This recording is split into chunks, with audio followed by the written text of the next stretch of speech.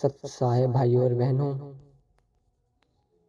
अगर हमारे चैनल पर पहली बार आए हैं तो चैनल को लाइक एंड सब्सक्राइब करें और बेल आइकन को जरूर दबाएं।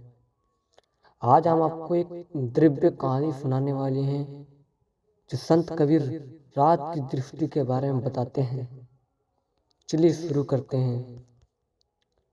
एक समय की बात है, वाराणसी की तंग गलियों में संत कबीर अपने आश्रम और लौट रहे थे। रात गहरी हो चुकी थी, आकाश काला था,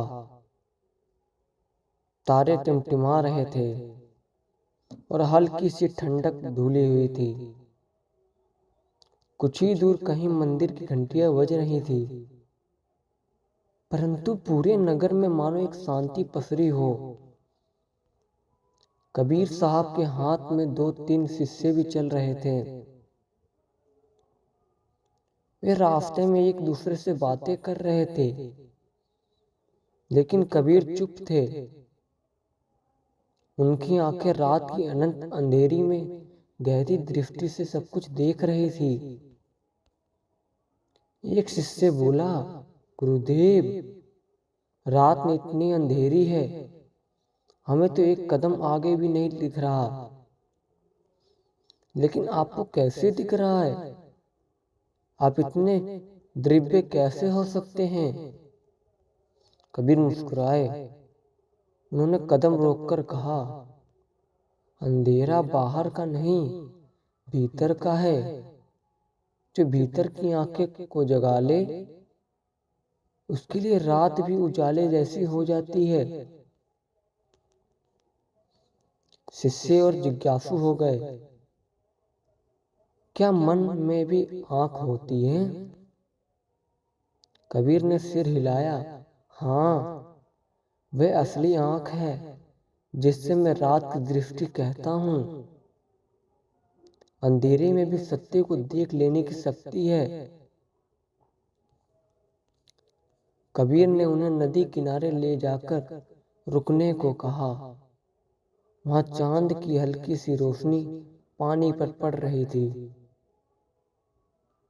उन्होंने मिट्टी पर लकीर खींचते हुए कहा, मनुष्य दिन के उजाले में सब देख सकता है, रंग रूप आकार रास्ते, पर रात का अंधेरा मनुष्य को उसके भीतर से परिचित कराने आता है।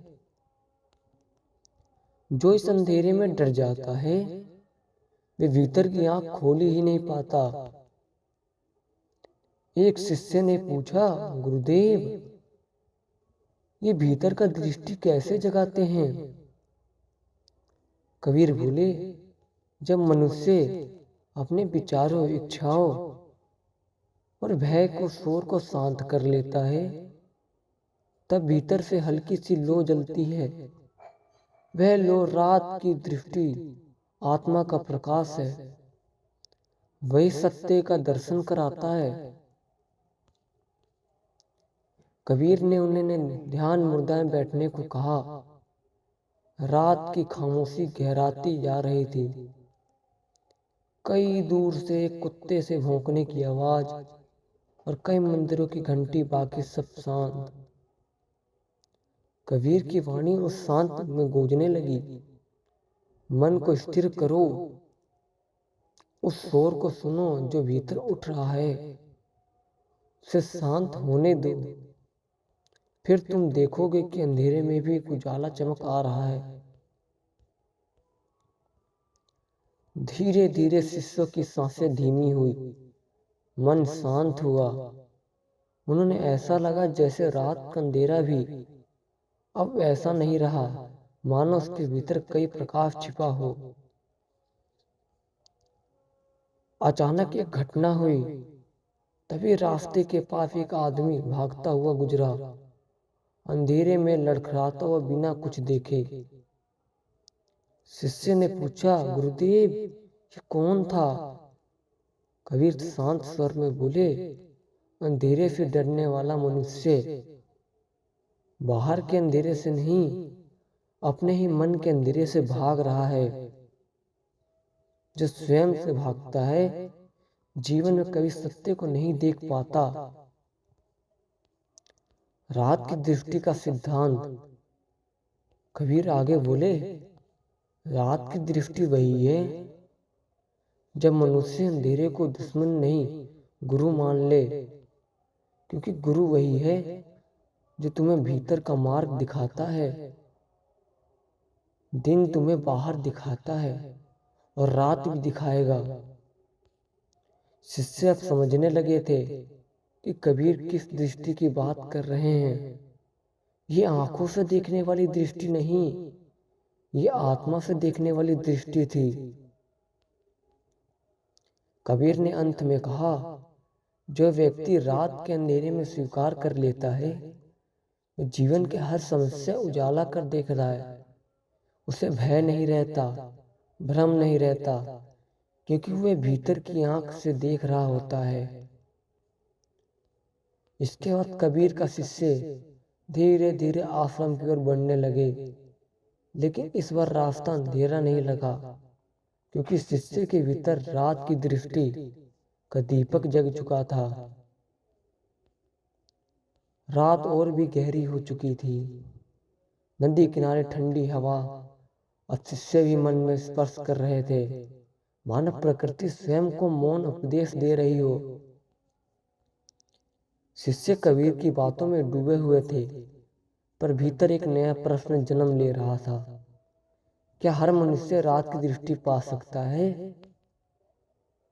कबीर के उन्होंने प्रश्न समझ लिया। उन्होंने नदी के जल में अपना हाथ स्पर्श किया और बोले, जैसे नदी सभी दिशाओं में भर जाती है, वैसे सत्य सबके लिए समान है, पर देखने की क्षमता हर किसी तभी आती है जब मन निर्मल हो जाए। कबीर ने पास पड़े पत्थर को उठाया और पानी में फेंक दिया। पानी की लहरें उठी, गोल गोल दूर तक फैलती हुई। कबीर कहते, देखो जैसे ये पत्थर पानी को विचलित कर देता है, वैसे मन उठने वाली विचार, लोभ, भय और क्रोध तुम्हारी अंदरूनी दृष्टि को विचलित कर देते हैं। अशांत पानी में चांद नहीं दिखता और शांत पानी में सत्य नहीं दिखता।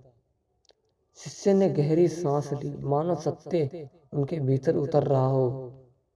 अचानक कबीर ने कहा, आज रात तुम सबका एक छोटा सा परीक्षण है। शिष्य चौंक गए।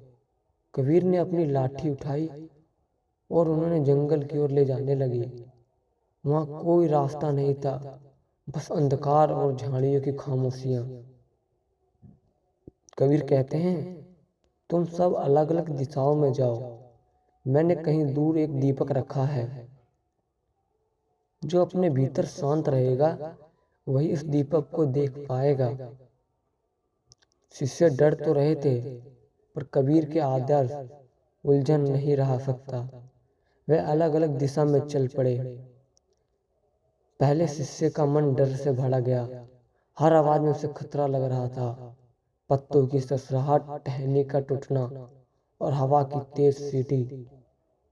वे सोचने लगा, कहीं सांप ना हो, कहीं जंगली जानवर ना हो। उसका मन शोर से भर गया था, और जितना उसका मन डरा, उतना सब कुछ दिखाई देना रहा बंद हो गया। दूसरा शिष्य वही आत्मविश्वास था। वे तेज तेज चलने लगा, मानो अंधेरा से उसे रोक ही नहीं सकता। लेकिन जल्दी वे रास्ता भटक गया। कबीर की आवाज उसकी स्मृति में गूंजी, जो अहंकार में चलता है वे कभी मंजिल नहीं पाता, क्योंकि उसकी दृष्टि बाहर लगती रही, भीतर नहीं। तीसरा शिष्य चुपचाप बैठ गया। उसने अपनी सांस पर ध्यान रखा, धीमी, शांत, निर्मल। कुछ देर बाद उसे महसूस हुआ कि अंधेरा पहले जैसा नहीं रहा। उसे दूर से हल्की सी चमक दिखाई दी, जैसे कोई दीपक बहुत दूर से जल रहा हो। उसके मन में नया भय था, न जल्दबाजी, केवल शांति। धीरे धीरे उस प्रकाश की ओर बढ़ा। कबीर वहीं बैठे थे, मुस्कुराते हुए। सभी शिष्य लौट गए। डरे हुए, भ्रमित और एक शिष्य सच में दीपक पाकर कबीर बोले, अंधेरा हर किसी का सामना मिलता है, पर दृष्टि हर कोई को स्वयं जगाता है। रात उस व्यक्ति को राह दिखाती है जो अपने भीतर दीपक जलाता है। फिर उन्होंने कहा, असली रात बाहर नहीं होती, असली रात तो मन में होती है। जो मन को जीत लेता है वे किसी अंधकार से नहीं डरता। और शिष्य चुपचाप थे, उनके हृदय में चमक दीपक प्रज्वलित हो चुका था। तभी कबीर साहब के शिष्य ने फिर किनारे की ओर गए। चांद अब थोड़ा ऊपर उठ चुका था, उसका प्रकाश पानी पर शांत हल्की हल्की चमक आ रहा था। शिष्य थके हुए थे, पर उनके मन में कई प्रश्न भरे थे। क्या रात की दृष्टि सिर्फ आध्यात्मिक देखने वाली शक्ति है, या इसका कोई गहरा सामाजिक संदेश भी है? सत्य सा है भाई और बहनों। इसका नेक्स्ट पार्ट देखने के लिए चैनल को लाइक एंड सब्सक्राइब जरूर करें।